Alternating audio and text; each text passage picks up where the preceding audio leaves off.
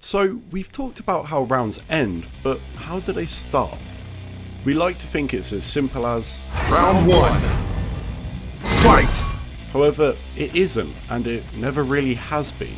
A neutral start is the most common way in which a round begins.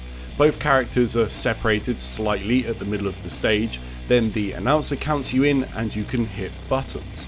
It's called a neutral start because both characters are in a neutral state, and it's often seen as the most balanced form of round start.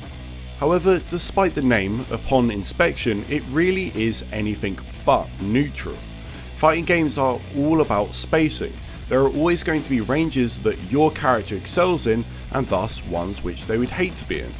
Here, in this matchup, Balrog vs Guile in Super Turbo, as the Balrog player you're okay at being at this range. You can challenge all of Guile's buttons and make reads on Sonic Boom, in turn forcing Guile to move away, giving the opponent immediate screen control unless he wants to take a risk.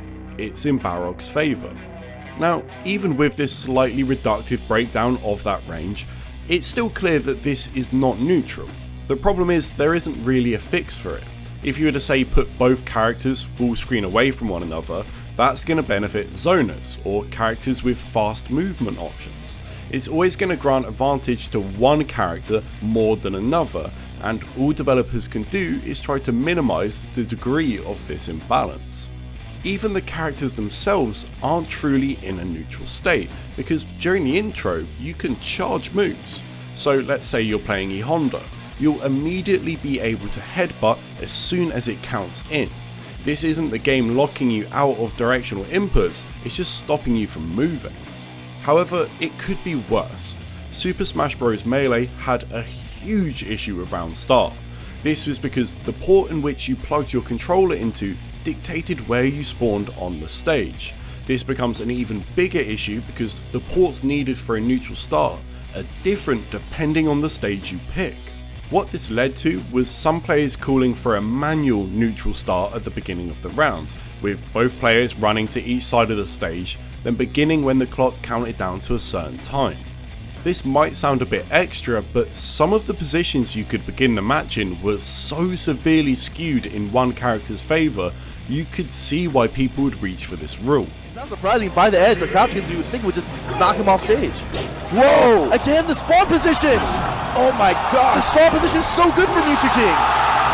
And opening gambit right there. Luckily, in the age of Slippy, a community-made mod for the game which adds all manner of functionality to the title, neutral starts are a fixed feature now regardless of the ports used, circumventing this problem.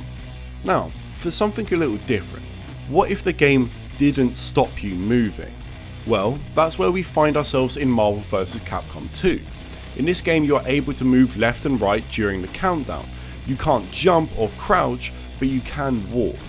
The meta around this generally evolved to the point where at round start, everyone held forward so both characters would lock in at the centre of the screen. People would often do this even if it put them at a disadvantageous range, because if you backed off, you still wouldn't truly get away and would instead just give up precious stage real estate for a minimal benefit. This style of round start was also found in Marvel vs Capcom 3, but there was a big difference in 2, and that was the switch glitch. During the loading screen of both Marvel games, after you had selected your characters, you could hold down an assist button to swap the main character out before the round started. Now this glitch meant that you could actually hold down a button during the countdown and that button would come out immediately rather than you having to manually time it, giving you extreme levels of consistency. This was especially useful if you played a character like Magneto, who had a 1 frame crouching light kick, forcing the opponent into an immediate mind game. Even without the glitch, this point blank round start could be such a favourable position, the match could be snowballed from the very first second. In Marvel 3, Kane Blue River was known to do this with his team of Hulk, Hager and Sentinel. The combination of Hulk's armour on his 5H and the invulnerability from Hager assist meant the round start was often heavily in his favour, and that one touch could mean death. Probably the most interesting and balanced round start, by my eye anyway, is actually found in Melty. Similar to Marvel, it allows you to move around and locks you out of your buttons. However, here you can dash and you can jump. Ultimately, what this results in is a couple of seconds of both players jockeying for position, unable to pin each other down, but trying to stay at mid-screen while at an optimal distance from the opponent. It's an impossible task, but one that feels kinetically good, and because it has so many variables going on at once due to the speed, you can't lab it and come up with guaranteed setups. This solves basically all the problems I see in round start. The imbalance that comes from spawning characters at particular range that might or might not favour them, and also the immediate guessing game that can come with properly labbed close range starts. Ultimately, however, this wouldn't work if the game didn't have air dashes. If you added this mechanic to say Street Fighter V, even with the ability to jump, you would end up just holding forward like in the Marvel example, because once again, center stage is everything. Putting yourself closer to the corner is nearly always a bad choice, and that's universal. I guess there is going to always be some kind of flaw found at the beginning of rounds, winners and losers from the get-go.